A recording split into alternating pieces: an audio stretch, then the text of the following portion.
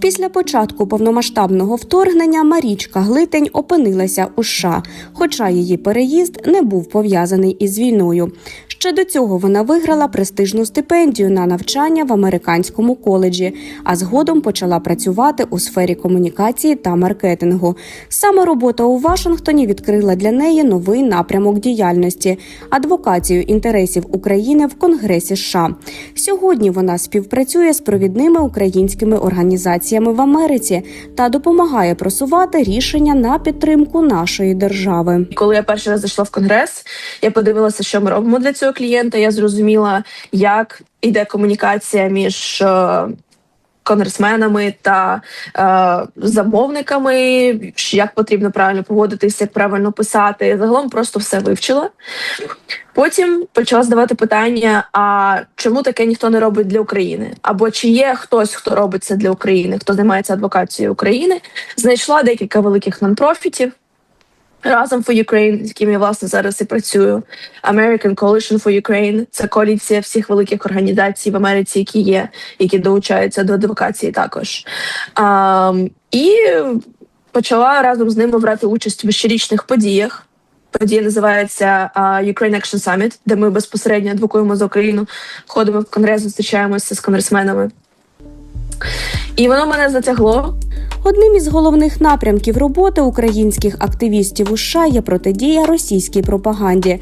Під час зустрічей із законодавцями вони намагаються пояснювати причини війни, спростовувати поширені міфи та нагадувати про відповідальність Росії за агресію.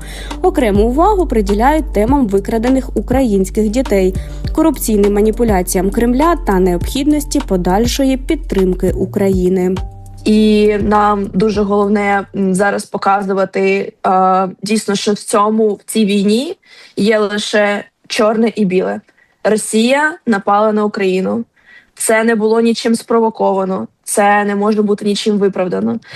Дуже великий наратив існує до сих пір про те, що якщо ми віддамо якісь там частини території, один з конгресменів взагалі мені запропонував, що якщо ми поділимо Крим, частинку Росії, частинку Україні, дуже великий наратив існує про те, що це якимось чином допоможе спинити російську агресію. Це, звичайно, абсолютна брехня, абсолютно неправда.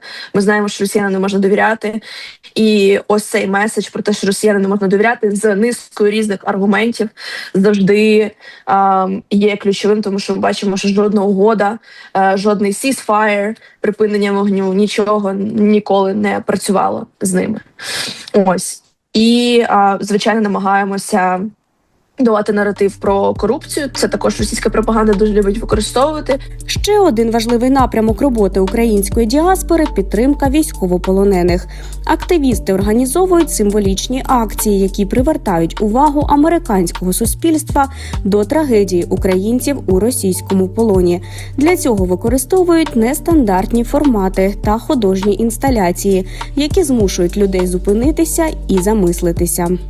Подібна акція, яка трапилася минулого року, це була якась дата вшанування взагалі пам'яті про військовополонених, про цю проблему, так?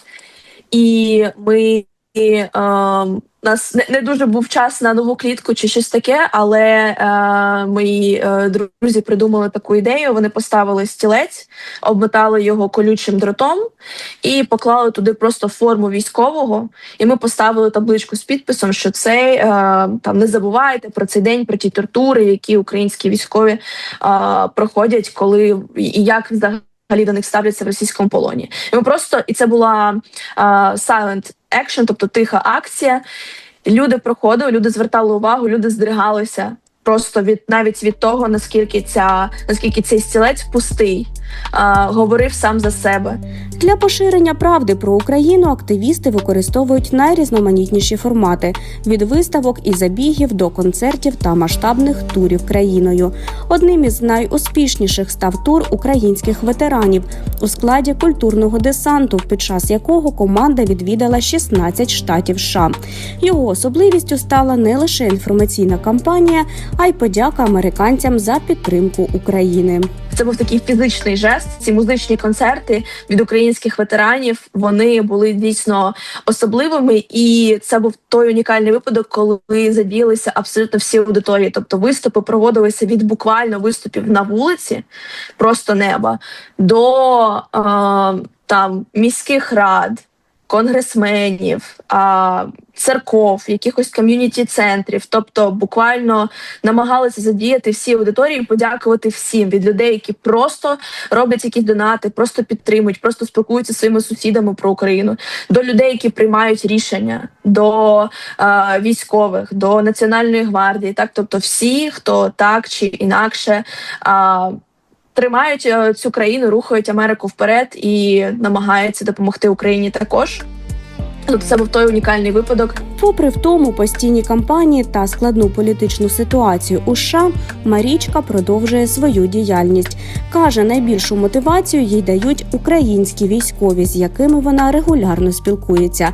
Саме їхня підтримка та усвідомлення важливості цієї роботи допомагають рухатися далі й залишатися голосом України за океаном. Я думаю про те, як їм. Я розумію, що моє складно і їхнє складно – це взагалі дві непорівнювані речі. І дуже багато різних військових делегацій, чи на реабілітацію, чи на адвокацію приїжджають сюди. Я маю можливість спілкуватися з нашими колишніми полоненими і маю честь допомагати їм також зустрічатися з законодавцями, зустрічатися з різними людьми, допомагати їм у їхньому шляху. І кожен раз від цих людей, які для мене є просто надзвичайними людьми, так, які захищають всю нашу країну, захищають мене, захищають мою сім'ю, яка в Україні. Чути від них слова подяки, чути від них слова про те, що так, будь ласка, продовжуй, це так важливо те, що ви робите тут, завдяки таким людям, як ти, і так далі, і так далі. Я бачу прямий від цього результат, я бачу вплив, я бачу цю вдячність. Я бачу, як у військових просто загоряються очі, коли ми розповідаємо, що тут робить наша стара діаспора, нова діаспора, про що вони взагалі навіть не здогадуються іноді, бо ця інформація часто не доходить, так, що тут люди дійсно переживають, роблять, організовують, збирають. І, напевно, це для мене така одна з найбільших мотивацій